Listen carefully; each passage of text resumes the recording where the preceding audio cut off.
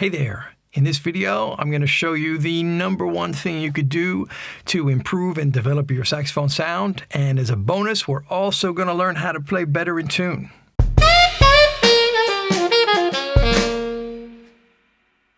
The exercise I'm going to show you today comes directly from my Core Essentials program for saxophone fundamentals. It's linked up on the screen and in the description below.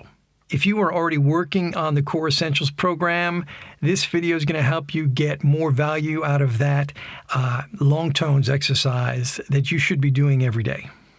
I start every practice session out by playing long tones with a tuner. I'm using the Tonal Energy app, which is an amazing tool for improving your intonation, and it's also a great metronome. I also have my saxophone intonation chart where I can map out all the notes on my instrument to see which ones have a tendency to play out of tune and by how much. If you want a copy of that chart, there's a link in the description where you can download the PDF and print it out. Okay, let's start out by playing a long tone on middle C. And then we're going to go down chromatically from there.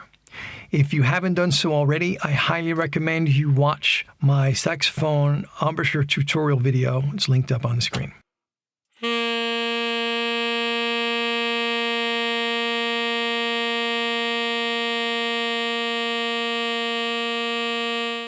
Now you're going to continue down chromatically for another 5 notes to G.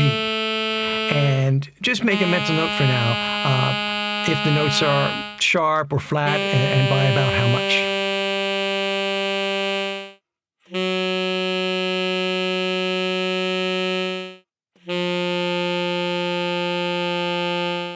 After playing these 6 long tones, you may want to adjust where your mouthpiece is on the neck cork. Okay, if all the notes were sharp, you're going to want to pull out a bit, a few millimeters.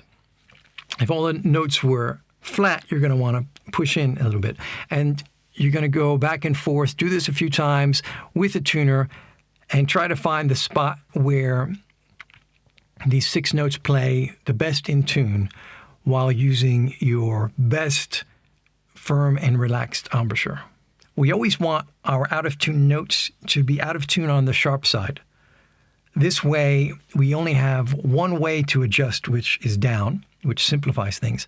And also, playing sharp is less harsh on the ears to the listener than playing flat. Once you're satisfied that you found the right placement for your mouthpiece on your neck cork, make a little mark with a pen just to keep note of that for your next practice session. That can change over time, but it's good to have an idea of where you were last time. Once you've done that, we're going to play our long tone starting on middle C again, and we're going to play a long tone on every note going down chromatically until low B flat. Remember to keep the same firm and relaxed embouchure and with as little change from note to note all the way across the range of the instrument. When you've done that, go back to middle C, and you're going to play long tones on every note going up chromatically up until your highest note, whatever that may be. It could be palm key F or F sharp if you have that. I like to play up into the altissimo notes. This way I get to practice those notes. So I play all the way up until altissimo C. Now, I like to start off with my middle C because that note, I know I can play in tune with my ideal embouchure right off the bat.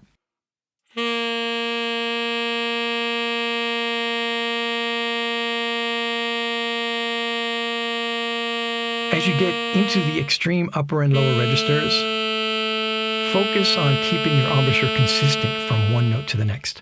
Avoid biting up high and jaw dropping down low. For any note that is consistently out of tune, mark it in pencil on the chart with arrows.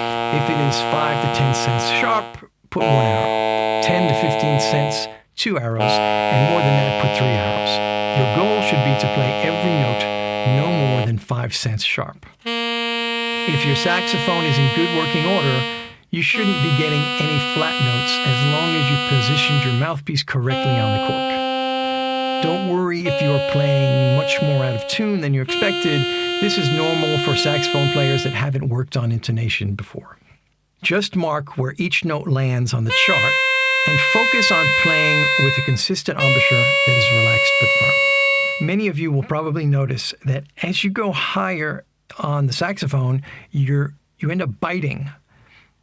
And as you play lower, you will have the tendency to drop your jaw.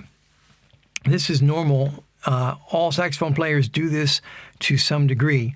But what we really want to strive for is basically the same exact embouchure all the time over the entire range of the instrument. Now, these adjustments of biting and dropping your jaw to get the extreme high and low notes out feel like they're helping you, but in fact what they're doing is giving you less control and confidence when you play the saxophone. By practicing long tones every day, we're going to develop a stronger embouchure and have more control so that we won't need to bite in the upper register, and that's going to result in a much nicer sound and playing better in tune.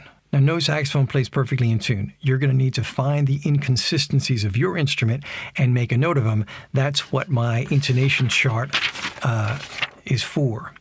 For the notes that play sharp, we're going to correct them by first making sure we're not biting and we're staying consistent with our firm and relaxed embouchure. But then we're also going to relax our throat and open it up.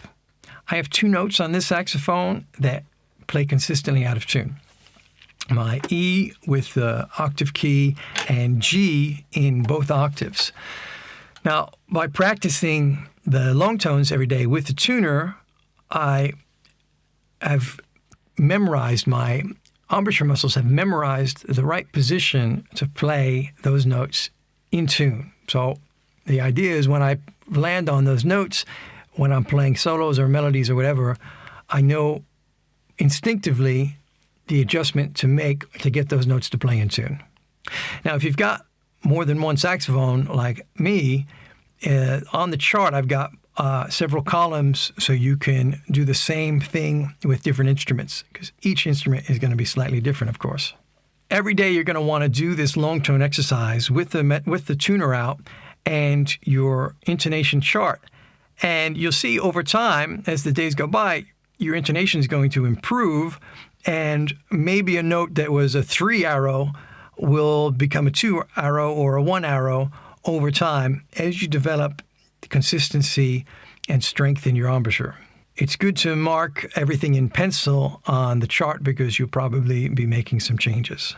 Now, the process of finding the exact right spot on your neck cork for your mouthpiece, finding your ideal firm yet relaxed embouchure can take weeks or more of doing long tones every day. And once you get to that point where you feel like, oh, my embouchure is good, it's consistent, the notes are coming out more or less in tune, the work is not finished, you have to practice long tones every day if you want to maintain a beautiful sound, keep your embouchure strong, and play in tune. Here's a few more tips to keep in mind while working on intonation. Listen to the sound of the note you're about to play first, and then use your ear to match the pitch. The Tonal Energy app allows you to hear the notes played on any instrument. While playing long tones, you can use the camera function in the Tonal Energy app to monitor your embouchure. Using headphones, play your long tones while listening to the note being played, and try to match the pitch. Again, Tonal Energy allows you to do this.